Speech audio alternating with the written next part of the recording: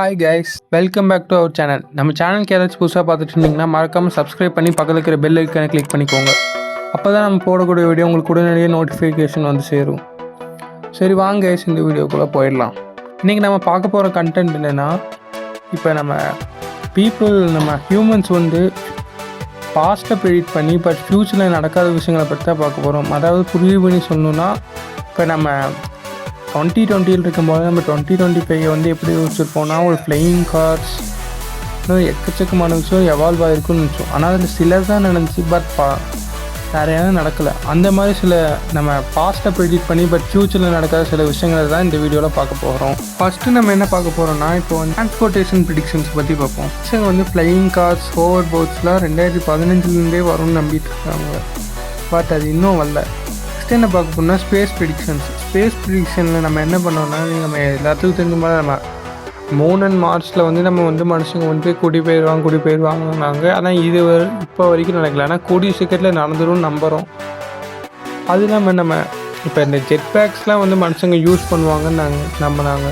Jet பேக்ஸ்னால் என்னென்னா, நம்ம subway servers கேம்லாம் விளையாண்டுருந்தீங்கன்னா உங்களுக்கே தெரிஞ்சிருக்கும். ஜெட் பேக்ஸ்னால் அப்படியே அதை போட்டுட்டு நம்மளால் வானத்தில் பறக்க முடியும், லைக் சூப்பர் மேன் ஆட்ட.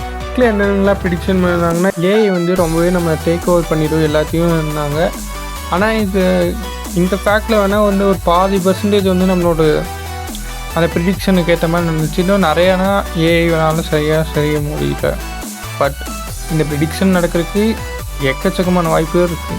அது இல்லாமல் நம்ம விர்ச்சுவல் ரியாலிட்டி வந்து நம்ம யூஸ் பண்ணுவோம் ட்ராவல் பண்ணுறதுக்கு. இப்போ ஒரு பிளேஸ் நம்ம எக்ஸ்ப்ளோர் பண்ணோம்னா, தாஜ்மஹாலை வந்து நம்ம இருக்கிற இடத்துலேருந்தே இப்போ நம்ம பார்க்க முடியும். நீங்கள் இப்போ உதாரணத்துக்கு இப்போ சென்னையில் இருந்துட்டு டெல்லியில் சுற்றி பார்க்குற மாதிரி வந்து வந்துடும் நம்பினாங்க. ஆனால் அதுவும் இன்னும் வந்து சாத்தியமாகலை. இதை விட சில வைல்டஸ்ட் ப்ரெடிக்ஷன்ஸும் வந்து இது பண்ணாங்க, நம்ம எக்ஸ்பெக்ட் பண்ணாங்க ஹியூமன்ஸ்.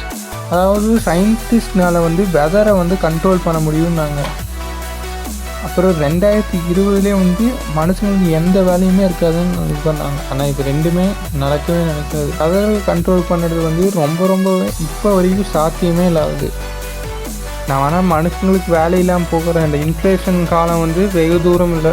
லாஸ்ட்டாக நம்ம பார்க்க போகிற ஃபேக்ட் என்னென்னா, முன்னாடி வந்து சயின்டிஸ்ட் வந்து ஒரு ப்ரெடிக்ட் பண்ணாங்க, நம்ம இன்டர்நெட் வந்து ஃபேட் அவுட் ஆயிரும். அதாவது 1990s காலத்தில் வந்து அது உருவான போல் அது ஒரு ட்ரெண்டாகி இன்னும் கூடிய சீக்கிரத்துலேயே அது அழிஞ்சிரும்னு நம்பினாங்க. பட் அது நடக்கலை. அது இல்லாமல் நம்ம ஏஐ ரோபோட்ஸை வந்து நம்ம கண்டுபிடிப்போம்னு நம்பினாங்க. ஹியூமனாய்ட் ரோபோட்ஸ்ன்னு வாங்க இது.